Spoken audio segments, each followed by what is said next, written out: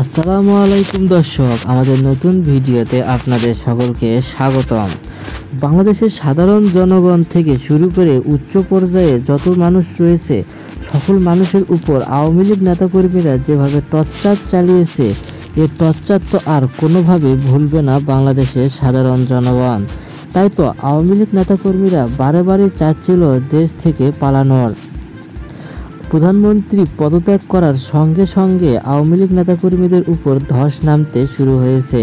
কেননা আওয়ামী লীগ নেতাকর্মীরা তো আর দেশ থেকে পালাতে পারবে না। যেসব নেতাকর্মীরা পালিয়েছে তারাই শুধু দেশ থেকে মুক্তি পেয়েছে, আর যেসব নেতাকর্মীরা দেশ থেকে পালাতে পারেনি তারা তো আর কখনোই দেশ থেকে পালাতে পারবে না। কেউ প্রতিবন্ধী সেজে রয়েছে, কেউ বা আবার সেজে রয়েছে ভিখারি বেশে। কেননা তারা যদি এসব কিছু না সাজে তাহলে তো তাদেরকে ধরা হবে, আর ধরে উত্তম মধ্যম আবারও কারাগারে বন্দি করা হবে। আওয়ামী লীগ সরকার যেভাবে বাংলাদেশের সাধারণ জনগণকে অন্যায় অত্যাচার করেছে, এই অন্যায় অত্যাচার তো আর কোনোভাবে ভুলবে না বাংলাদেশের সাধারণ জনগণ। কেউ বা ঠিকমতো বাড়িতে থাকতে পারেনি, কেউ বা রয়েছিল রাস্তায়, কেউ বা রয়েছিল জমির মাঝখানে লুকিয়ে। কেননা তারা যদি বাড়িতে থাকতো তাহলে তাদেরকে ধরে বন্দি করা হতো। সেই ভয়ে বাড়ি ভিটা ছাড়ে অনেকেই দেশ থেকেও পালিয়েছিল। কিন্তু এবার আওয়ামী লীগ নেতাকর্মীরাই এবার দেশ থেকে পালানোর সিদ্ধান্ত নিচ্ছে। যেসব নেতাকর্মীরা দেশে রয়েছে সে সকল নেতাকর্মীরা একটিও দেশ থেকে পালাতে পারবে না।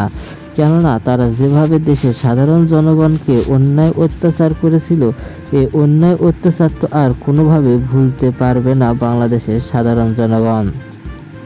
প্রতিটি ক্ষেত্রে যেখানে বাংলাদেশের নির্বাচন ইস্যুতে পুরোপুরিভাবে বিশৃঙ্খল পথে পরিচালিত হচ্ছিল দেশ, সেই বিশৃঙ্খল পথ থেকে নিজেদেরকে সরিয়ে নিয়ে দলকে নতুনভাবে সাজাতে ব্যস্ত হচ্ছে।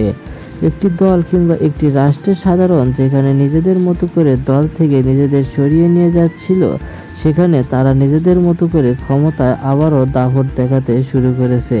প্রতিটি ক্ষেত্রে যেখানে এমন অবস্থাতে পরিচালিত হচ্ছিল দেশ, সে অবস্থা থেকে নিজেদের কিভাবে বিলম্ব করবে দলটি। একটি দল কিংবা একটি রাষ্ট্রের নাগরিক কখনোই চাইবে না যে সে দেশের সাধারণ জনগণ কোনোভাবে বিভ্রান্তকর পরিবেশের সৃষ্টি করুক।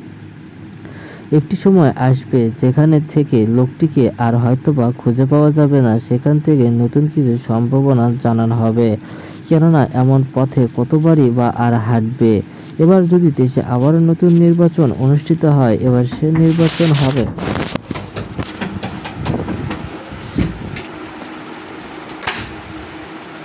ভাই আসলেন